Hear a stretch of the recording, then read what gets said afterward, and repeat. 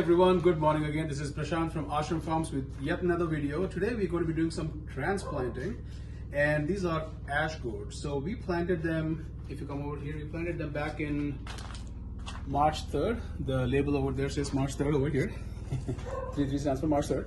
And now today is April 6th, so it's been over a month.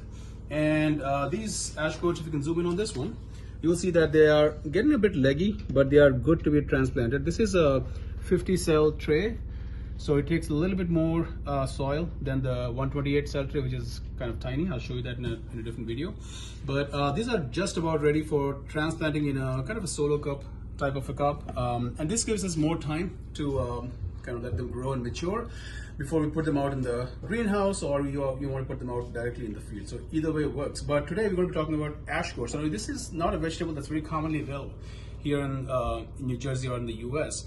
But ash gourd is the only member of the genus Benincasa, and it's also known as winter gourd or winter melon. And the reason it's called a winter melon is that it's actually a fruit that's consumed as a vegetable, and people drink it as a juice. So they juice it and they drink it, or they eat it raw, they eat it on salads, they cook it. There's a number of ways you can eat it. It grows primarily in South Asia or Southeast Asia, and it is an integral part of South Asian and Southeast Asian cuisine. So today we're going to be doing transplanting though, and we'll talk about the health benefits as we go along. Now this is, if you zoom in here, I put some holes here, some water, first of all the soil to kind of have some aeration.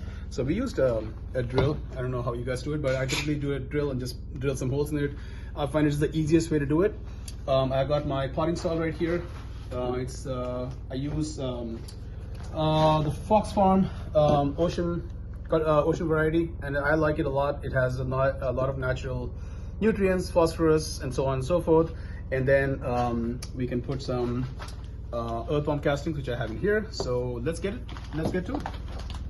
All right, so the first thing I need to do is use a long pokey thing to take this thing out, a sapling out, that is. You might have to fight it a little bit. Sometimes it comes out easy, and sometimes it gives you a bit of a hard time. So this is one of those days. So now here we go. So ideally, if you're doing it right, you should water them a bit before you start transplanting them so that it come out as a unit. Don't worry if it doesn't. It is still going to be just fine. So take the plug, put it in the cup or the solo cup that you want to transplant to. Hold it up a little bit, put some soil in it so that it can have a base that it lands on. And ideally, you want the leaves to be sticking out of the cup just a little bit, not too much, because you still need the leaves to grow and they need some space to expand. Now I want to plant these maybe in another month. So here in New Jersey, this is zone 6B, the agricultural USDA zone 6B. We typically are advised to plant outdoors or not before May.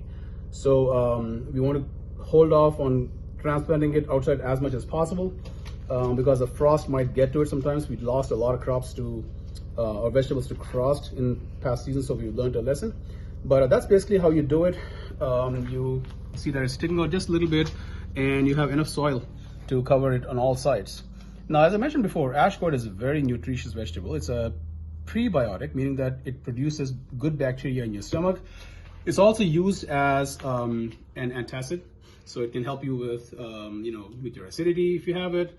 It is also rich in nutrients that can help in reducing fever and digestive issues. So all in all, a very great vegetable to consume and grow. And I hope you found this useful. I hope you found the transplanting video useful, and happy planting. I'll catch you on the next one.